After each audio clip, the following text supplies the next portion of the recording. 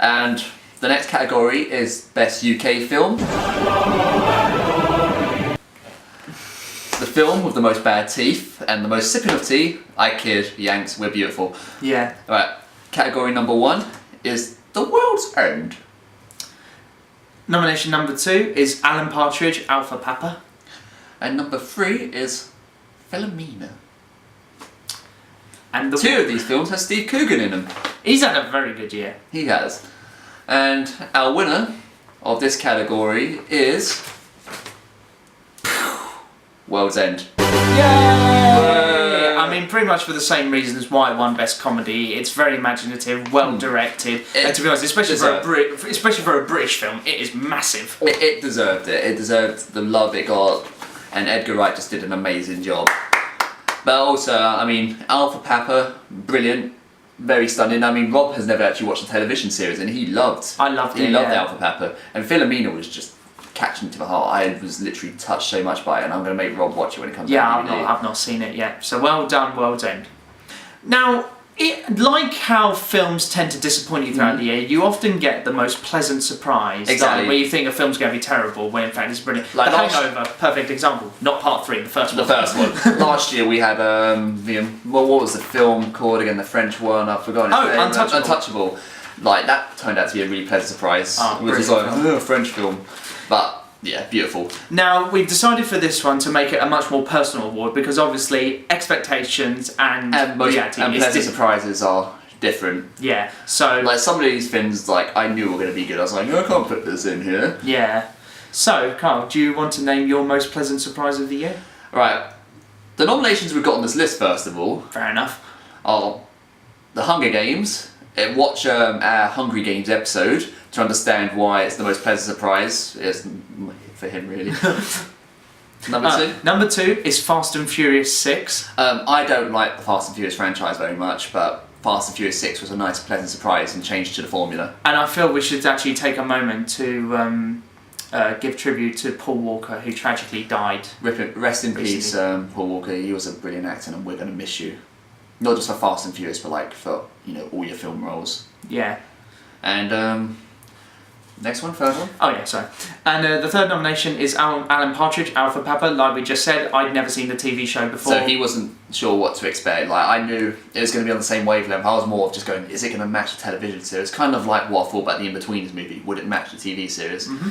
And finally, the fourth one, a film most people might have forgotten over because came out fairly early in the year, is Warm Bodies. Which, yeah, we just thought it was going to be a cheap Twilight rip-off, right? When in fact it sort of wasn't. Should we? All right. So we're going to do this separately because this is all personal opinion. Should we do the K Award first? Yeah. Present the K Award. For the K Award, I am going to vote for Warm Bodies as my most pleasant surprise. The reason I'm voting for Warm Bodies was I thought it was just Twilight with zombies. I'm going to be honest. I was just like, oh my god, they're going to mess with the zombie formula. Zombies can't fall in love, just like how vampires don't sparkle. But what we got was a nice, touching story. The main character, I think his name was El. That's quite bad, I don't remember that well.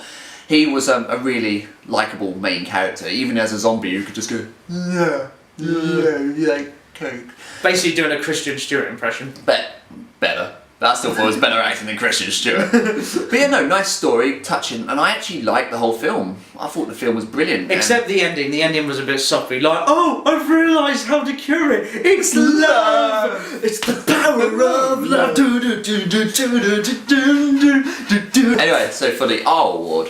The R Award, I don't think it will actually be a surprise for you viewers to know which is the most pleasant surprise for me, and it's the Hunger Games Catching Fire. Okay. If you watch the Hunger Games episode, you would know that I hated the first film. I hadn't read the books, and the first film really let me down. Exactly. But the second film, I really, really liked. It actually brought me from down here back to up here, so it does prove that a movie can redeem itself. As someone that liked the first Hunger Games film, it did have a lot of problems with it, and the second one just... it did everything the Hunger Games fan wanted from the franchise, which was brilliant. And by the way, if you haven't watched the Hunger Games episode, please watch it. It's a funny sketches on just getting Rob to watch the film. It's funny enough. That is cool. And the next category, which actually already has a winner, is the How the hell did they do that? Award. Now this goes to two films where they've used techniques in it which are incredible. Just incredible, new, and even as someone that studied film, I'm just like, yeah. I need the DVD extras. So, please reveal the first winner of this award. First one is Smaug in The Hobbit. I mean, amazing animation alone, but utilising motion capture to capture Benedict Cumberbatch's face just makes it work so well. Best animated dragon in film by a long shot. One of the best animated characters I've ever seen, and I reckon it will be as groundbreaking as Gollum was 10 years ago. And the second winner is Gravity, and that's just for the whole rotating green screen mind fudge set. Yeah, how the hell did they do that? I don't even understand. I know that they used a rotating green screen to make it look like they were moving around in big environments, like the green screen moved around, but I still don't get how that worked. I'm going to have to watch them behind the scenes. And how the hell do you do zero gravity without any real zero gravity? I'm so confused. The next category is... I'm so sorry we got this stupid award. Biggest tearjerker. Nomination number 1. I can't even say it. I can't even say it because I got my eyes shut. Oh, let's get to it. It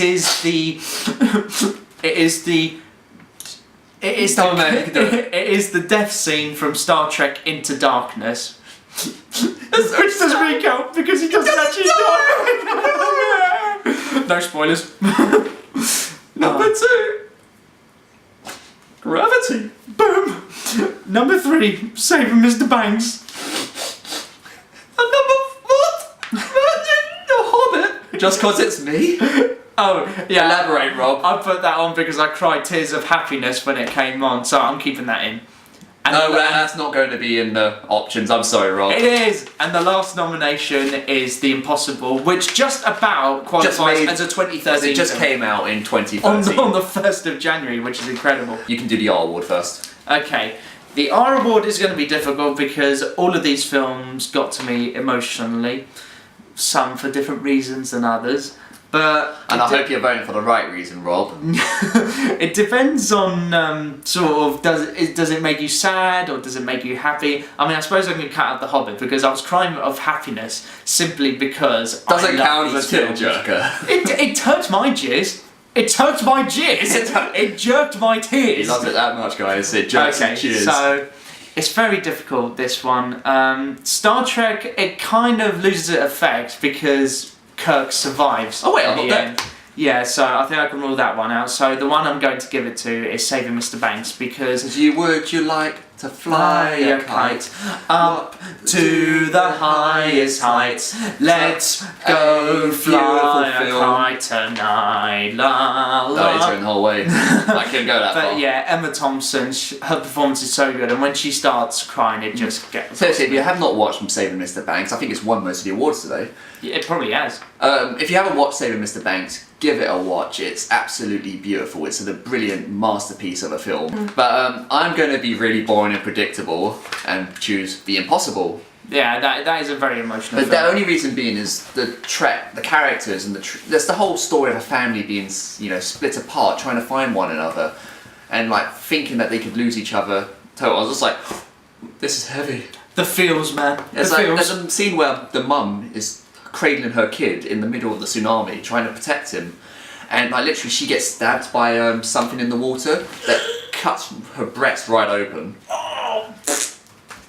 But it's just that was just like painful to watch. And then there's just a scene where the son, I think it's like the oldest son, he sees his dad in the hospital just for a glimpse, and his dad is literally about to leave and search a whole new part of the country. And it's just his search of trying to find his dad anywhere in this hospital, and there's a big hospital. And I was just like, oh god, this is tough. Like, if he doesn't find him, I was like... And then actually when he found him, and it, like, they literally embraced each other, I was just like, oh, this is so sad. Moving on now, we're moving on to the best fantasy film of the year, which is award to The Hobbit. There is no best fantasy award. Next award after that is best dragon-based film. The Hobbit wins again. Next film, best wolf-based film. The Hobbit wins. Moving on to the next award, I will slit your throat with your own soundtrack CD. I didn't know what came over me. I just feel like it should... Those awards don't exist. Please, the editing will be removed. Look, seriously, they're still up there. Get rid of them. Okay, so... The next award is going to be the Meh Award. And these are films that are like, they're not bad, but they're not great either. And you kind of just forget they exist. Yeah, you forget they exist. A bit like with me and Identity Thief now that I realise it. That should actually be on the list now. That is too. Okay, so the first nomination for the Meh Award is Two Guns. I didn't actually see this one, so I'll let Rob merit. It's so meh. The next award goes to Runner Runner, which I didn't see. It's very meh.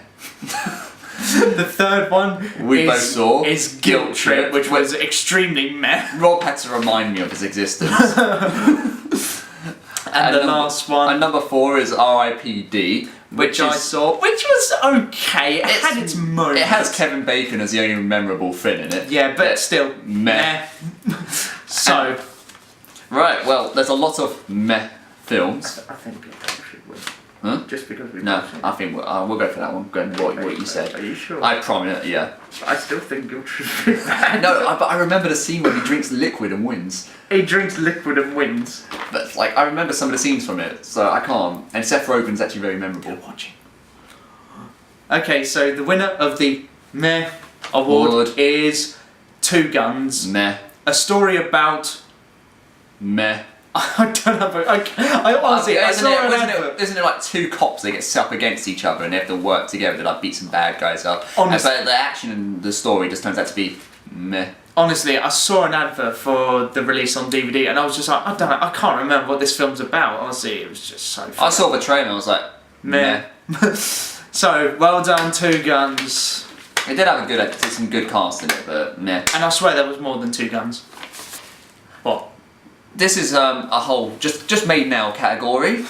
It's the Yanks did it first, but I can't put it in this category because it's not 2013 technically award.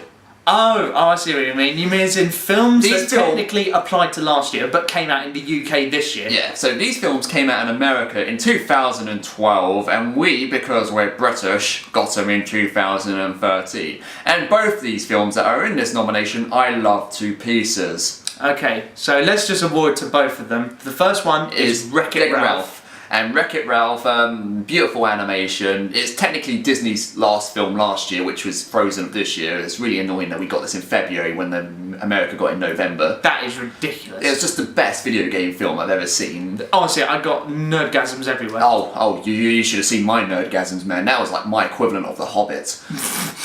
To you. The second film is Django Unchained. And oh my god, like this is one of my favourite films this year, which is technically last year because they're British. Christopher Waltz was amazing. Christoph Waltz, and no wonder he won the Oscar for Best Supporting Actor. Yeah, he totally deserved it. But I think one thing that lets it down is Tarantino does his absolute worst performance I've ever seen. Yeah, but I can let that be because you have to have a Tarantino cameo in a Tarantino film. And he blows up. Which is quite nice. Amazing. He likes to go in good fashion, which is awesome. So, well done to you two.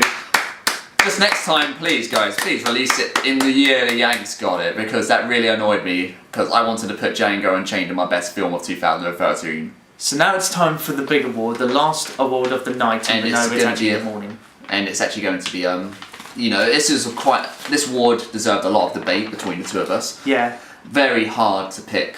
And to be honest, I don't understand how the Academy picks best film, because it's all personal opinion. I think it's all done like directing, writing and like costumes. They look into everything, but still, it is all personal opinion. The Kid's Speech did not deserve all those awards, but it was a good film. Yeah, and as well, if they decide to do it based on popularity, then last year's Academy Awards, The Avengers and The Hobbit should have both been nominated, because The Avengers was loved by all and The Hobbit made the most money. Going back to this year, then Despicable Me 2 and Man of Steel should have won. Yeah. But yeah, anyway, best film. And nominations. We've discussed this very carefully. Nomination number 1 is Rush, and quite frankly, it's won a lot of awards this episode. Yep. Nomination 2, The Hobbit, The Desolation of Smaug. He just won. Anyway, number 3. Gravity. And nomination number 4 is The Hunger Games, Catching Fire. Last minute inclusion, I've just realised. Saving Mr. Banks because it won so many damn awards this episode. Fair enough. It deserves to be in there. Okay, so basically, these are the best films of the year. We're not going to categorically say this is the best. This is the best for film. instance, The Hobbit was the best film of the year. And our winner, after careful discussion, We're doing it as personal awards again because favourite films is all just preference. So we're going to be fair about this. okay, and the K award goes to.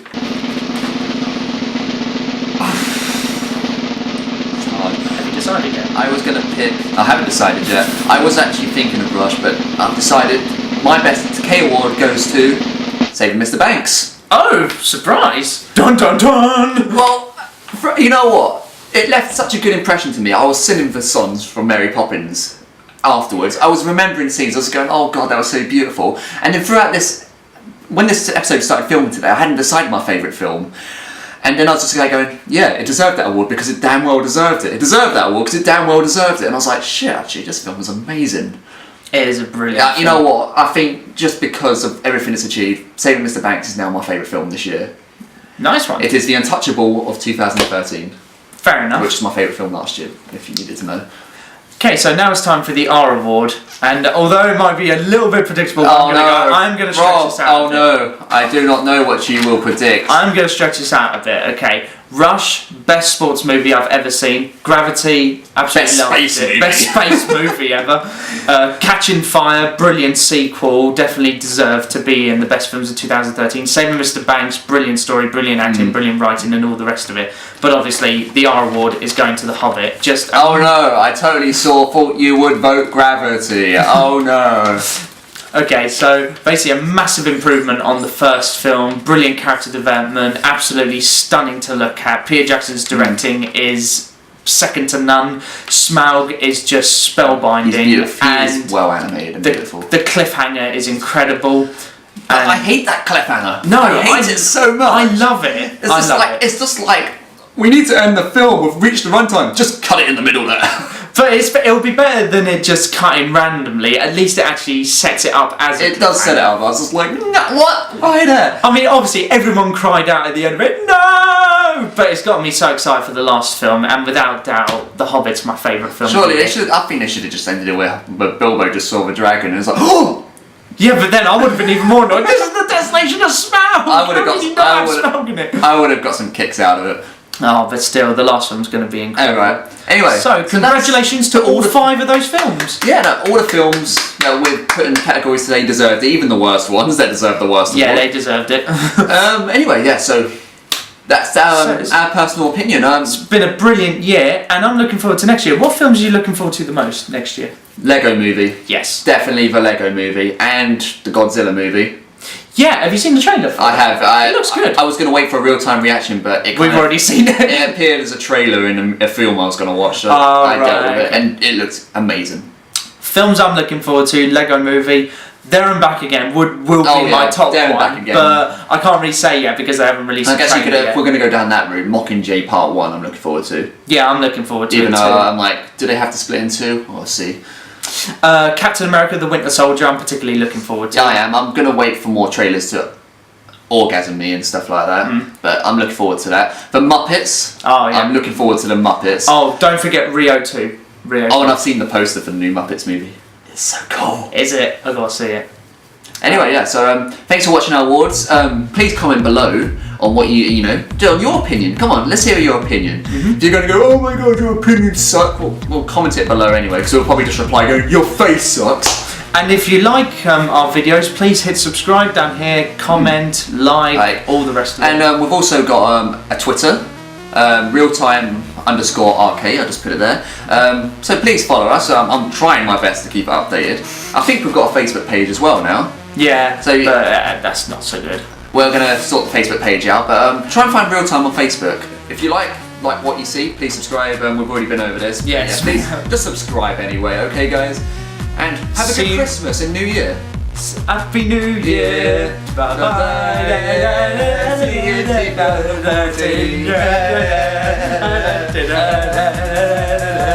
I'm trying to find you.